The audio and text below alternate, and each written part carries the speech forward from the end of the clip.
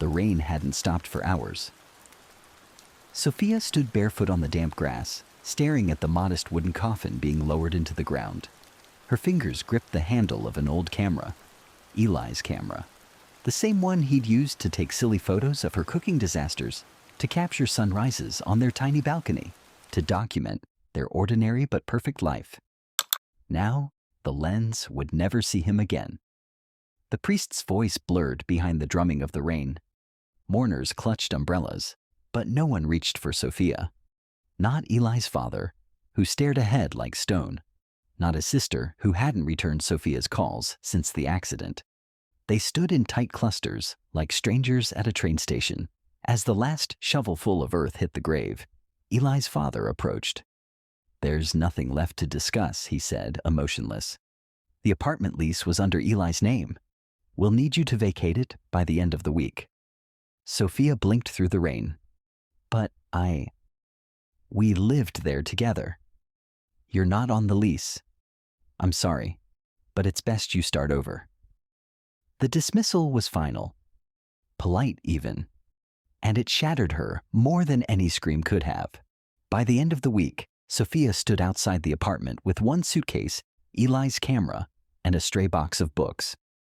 The world she built with him, photos on the fridge, their collection of mismatched mugs, the couch where they first kissed, was being dismantled without ceremony. Strangers packed it all into boxes while she stood by, invisible. She had nowhere to go. That night, she checked into a low-cost shelter for women. The bed creaked. The ceiling leaked. The air smelled of bleach and despair. But it was shelter, and she was grateful. Sophia found work quickly, cleaning rooms at a budget hotel near the airport. The hours were long. The pay was poor. The guests were indifferent, but it gave her just enough to eat, to stay dry, to breathe. And each night, when her shift ended, she took Eli's camera and walked. She photographed shadows on alley walls, tired faces waiting at bus stops, forgotten flowers poking through sidewalk cracks. The world was full of heartbreak, but also quiet resilience. She captured both. Grief lived with her, always, but so did purpose. Somehow, behind the lens, she began to see again, not just with her eyes, but with her soul. One evening, while photographing a homeless woman cradling her dog on a park bench, Sophia crouched low, framing the shot with care. "Why are you taking my picture?" the woman asked, suspicious. Sophia lowered the camera. "Because you look like you've survived something the world doesn't see." The woman studied her, then with a nod, allowed it. "Make sure they see me then. All of me." That photo changed everything. Sophia uploaded it to a small blog she'd started. Quiet Stories. A collection of images and short captions about people often overlooked. A week later, the image went viral. Not because it was flashy, but because it was honest. Messages poured in. People donated money to the woman in the photo. A local cafe offered her a part-time job. Others reached out, asking Sophia to photograph their stories too. Soon, news outlets picked it up. A feature on Morning Window, then the City Times. They called Sophia the photographer of the forgotten, but she rejected the title. "I'm not capturing the forgotten," she said in one interview. "I'm reminding us who we are." With the attention came opportunity. A nonprofit offered to sponsor her work, asking her to lead a project called Frames of Dignity, using photography to empower those in shelters, halfway houses, and rehabilitation centers. Cameras were handed out like candles. Light began to return to places long darkened by pain. For Sophia, it felt like breathing again. Months passed. Her blog became a nonprofit, then a movement. She trained young photographers from broken homes, led workshops for children who had lost parents, traveled to shelters to listen, not just shoot. Every photo she took wasn't just a picture. It was a mirror, a reminder, you matter, you exist, you are seen. And then one afternoon, as she finished hanging a gallery exhibit called Hope in Focus, A woman approached her, Eli's mother. "I came to see what you've become," she said. Sophia turned slowly. "I didn't become anything.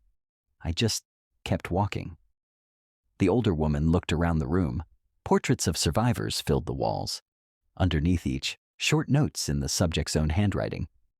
"I beat addiction. I'm looking for my daughter. I'm still here. My son would be proud of you," she whispered. Sophia smiled faintly. He already was. That night, after the exhibit closed, Sophia sat alone under a string of fairy lights, sipping tea. Her phone buzzed with messages, speaking invitations, book offers, a documentary producer from Europe. But none of it filled the ache where Eli once lived. She reached for the camera. It was old now, worn, the grip smoothed by her hands, but it still worked. She clicked the shutter once, turning it on herself. A woman alone, but not broken. The next year was a whirlwind. Sophia opened her first photography school, not in a gallery, not in a studio, but inside a renovated warehouse near the edge of the city, where runaways and outcasts found refuge. She taught not just composition and lighting, but storytelling, empathy, truth. Former students began publishing their work. One started a youth media collective. Another got accepted into an art school in Paris. All of them, once invisible, were now creating light for others. Sophia gave them space, tools, hope. One evening, as the sun dipped low, casting golden rays through the high warehouse windows, a teen approached her with tears in his eyes. "I was going to give up," he said quietly. "Then I saw your story, and I thought, maybe I don't have to disappear." Sophia hugged him. No words, just presence, just warmth. That night she visited Eli's grave for the first time in nearly a year. She brought no flowers, only a framed photo. The boy who said her story saved him. "I think I understand now," she whispered. "We don't move on from love. We carry it forward." The wind stirred the trees gently. A bird sang nearby. And Sophia, for the first time since that gray funeral day, felt peace settle in her chest like morning light. 1 year later. A crowded theater, a spotlight, applause rising like thunder. Sophia stood at the center of the stage, holding a crystal award that caught the light like a prism. Behind her, a slideshow played, children smiling with cameras, women holding framed portraits of themselves, captions in bold, dignity, seen, worthy. The host spoke, for transforming grief into global impact, for teaching us that even in loss, there is light. Sophia stepped to the mic. Her voice was steady, software certain. "When I lost Eli, I lost the world I knew. I had no home, no family, no belonging. But life doesn't end when love does. Sometimes that's where it begins. Pain doesn't have to be a prison. It can be a bridge. Every person you see behind me once felt invisible. So did I. But we found each other in the frame." She paused, eyes scanning the crowd. Her former shelter roommate smiled from the front row. The boy she mentored waved from the side.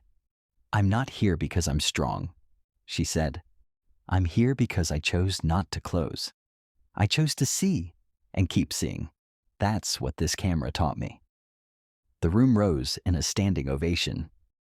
Not for a celebrity, not for a miracle, but for a woman who didn't retreat into grief, and instead turned her brokenness into a lens that helped others be whole. Sophia walked off the stage, not with pride, but with peace. And as she stepped outside into the night, stars breaking through the city haze, she raised her camera once more. There was still so much left to see.